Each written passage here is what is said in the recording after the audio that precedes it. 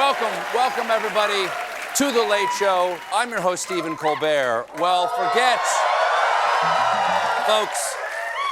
forget the old saying, April showers brings May flowers, because from now on, it's April trials brings me smiles. Because, how many left? Is 88 charges left? Okay, so despite 88 criminal charges, Donald Trump has faced 0 consequences. It's been one delay after another. But that's about to end, because right here in New York, in the hush money case, the judge won't delay Trump's criminal trial to wait for an immunity ruling.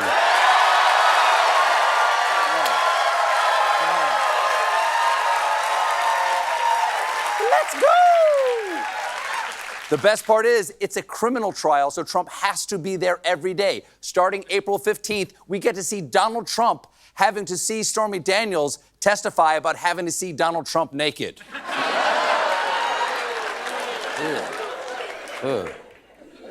Your Honor, for reasons that will soon be all too apparent following her testimony, I'd like to submit into evidence this baby Bella mushroom.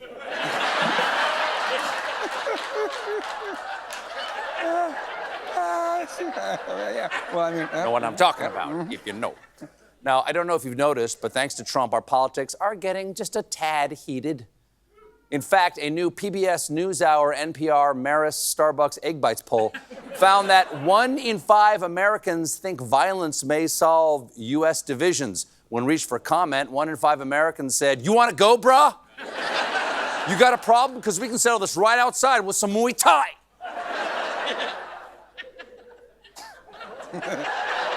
Personally, I, Stephen Colbert, stand with the majority, the 4 out of 5 Americans who choose nonviolence, and I proudly say, sure.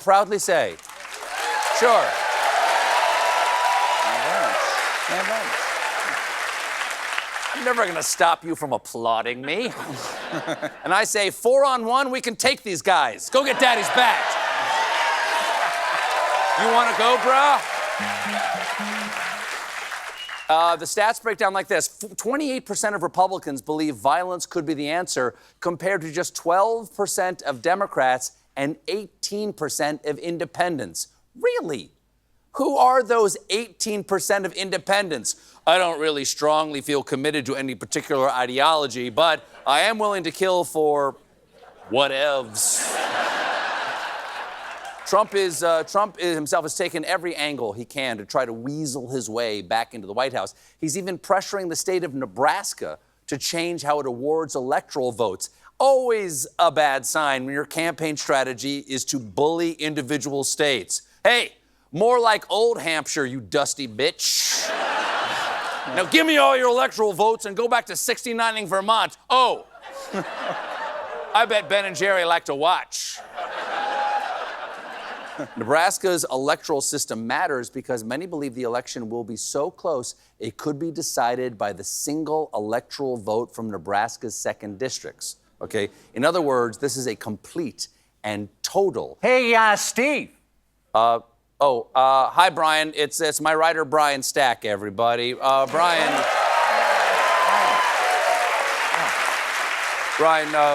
what's up? Well, I couldn't help but notice you were talking about Nebraska. You know what they say about Nebraska? What's that, Brian? No, I'm asking. Do you know what they say about Nebraska? Because the writers and I are trying to cook up a real crackerjack joke, and if you know anything about Nebraska, we could probably write the joke to play off of that. You know, for your monologue. Brian, I'm doing the monologue right now. Perfecto. We'll put our noodles together, get you something great. Big laughs, major joke. Right up in HuffPo for sure. I'll be back in 1 hour. Brian Stack, everybody. Thank you, Brian. Very kind. He tries. He's well-meaning.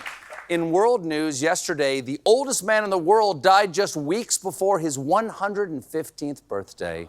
Our condolences to the family of Juan Vicente Perez Mora of Venezuela, seen here sitting. Mr. Mora credited his long life to working hard, loving God, resting on holidays, going to bed early, and drinking a glass of aguardiente every day. Aguardiente, I've never heard of it, but I want it. Give me the life juice right here. Here we go.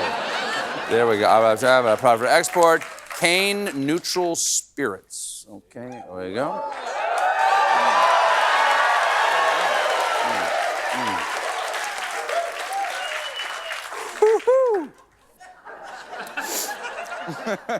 I feel older already.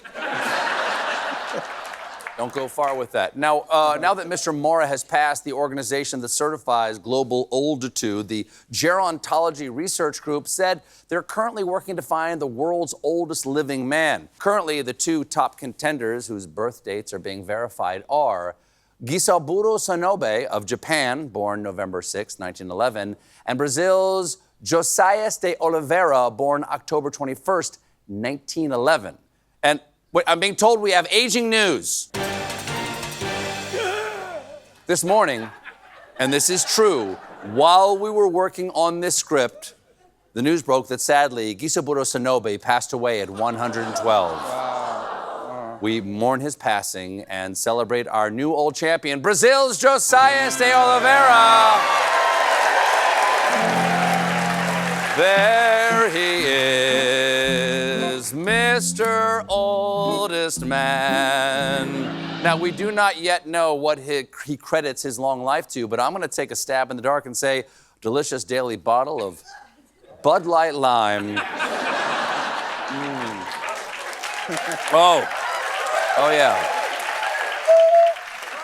Really washes away the aguardiente. Do you like that? Do you like my embouchure there? Pitch. Yeah. Strong. Living at all, of course, requires a bit of luck these days, just as my colleagues in Oregon at KGW8, Eugene's news leader. You've got to see this. A Eugene man is lucky to be alive after narrowly escaping an incident that could have been out of a movie, really. A 4-foot concrete saw came loose at a construction site and went flying toward a nearby convenience store just seconds after the man walks in. Wow. That is either a freak accident or that guy is the target of a very inefficient assassin. Damn it, if the saw blade didn't work, I just need to get him with a runaway houseboat. Now to get him near the canal. For more on the story, we turn to KEZI-9, Eugene's news commander. Just for some height comparison here, I'm about 5'9". You can see right here where the top of the blade would have been right here at the beginning of my torso. Which means it could have been a real tragedy or the world's fastest bris.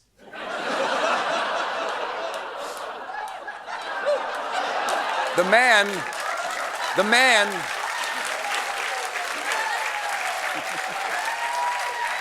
man who survived the close call told reporters, "I don't think I would have survived even being touched by that thing. I need a beer. I'm still shaking. It's 9 o'clock. I'm not going to work today." Wise choice.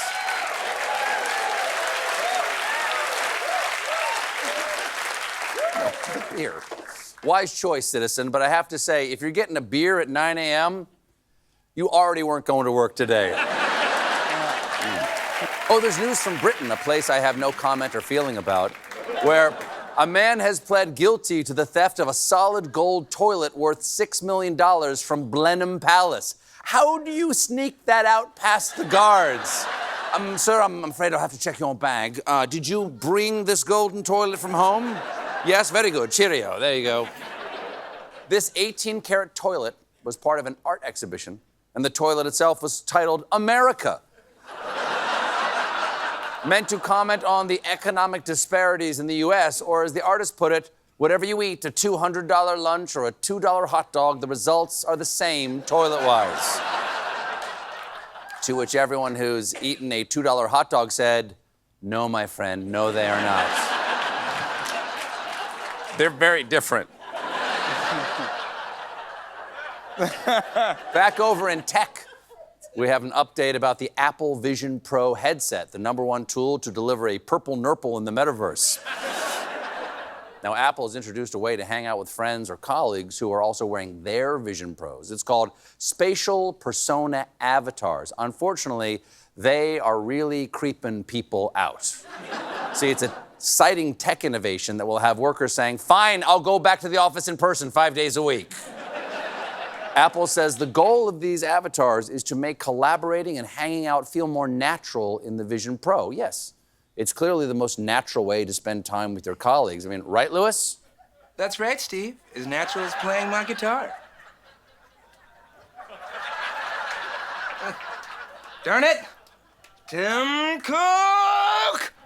We got a great show for you tonight. My guests are Steve Buscemi and Henry Louis Gates Jr.